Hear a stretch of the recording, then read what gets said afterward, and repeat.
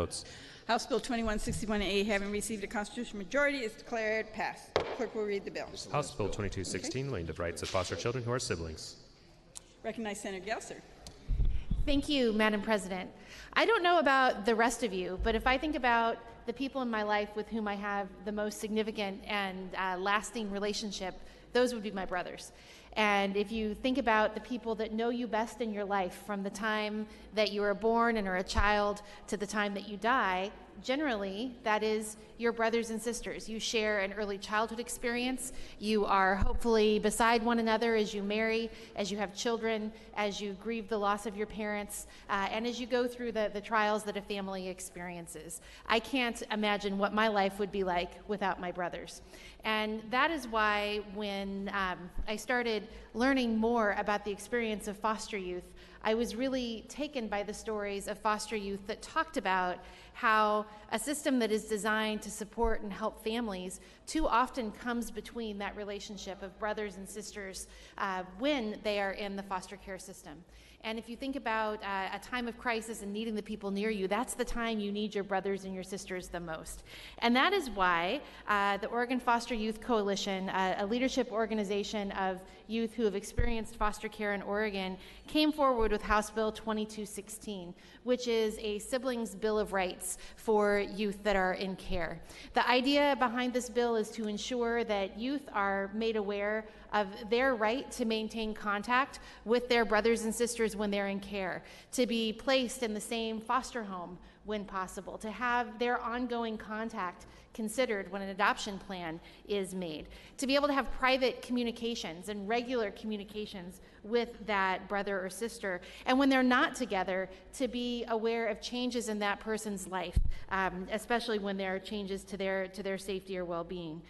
This is an incredibly important bill. We know that because today we're joined in the chamber by foster youth that have traveled from as far away as Grants Pass because they know how important it is to maintain these relationships with their brothers and their sisters. And I am really grateful to the foster youth who have led the charge on this and really educated me.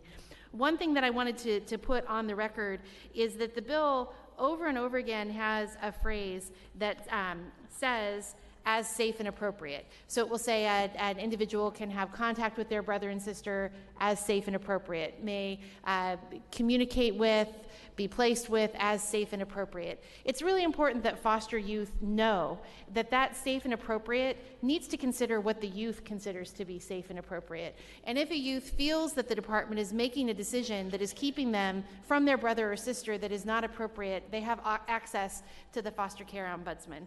And my hope is that the department in the implementation of this bill, and I believe that it's true, recognizes that kids always have to be at the center of what we're doing. Sometimes it's not convenient to maintain these relationships, but convenience is not nearly as important as the well-being of these youth and the lifelong relationship between these siblings. So it's my hope that the department will implement this both in terms of the letter, but also the spirit of the law, that it will be led by an advisory group of young people, and that we will do everything in our power to keep brothers and sisters together, including when they are adopted by different families. I urge your aye vote, and again offer my gratitude to the foster youth of Oregon who have really emerged as powerful leaders over the last few years. I look forward to continuing to learn from all of you. Thank you, Madam Speaker. Madam President.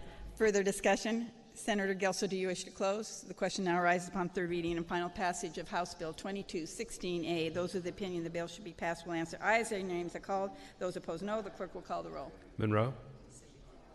Olson. Brzezinski. Riley. Roblin. Steiner Hayward. Taylor. Thatcher. Thompson. Winters. Winters. Barrett Sugar. Byer. Byer.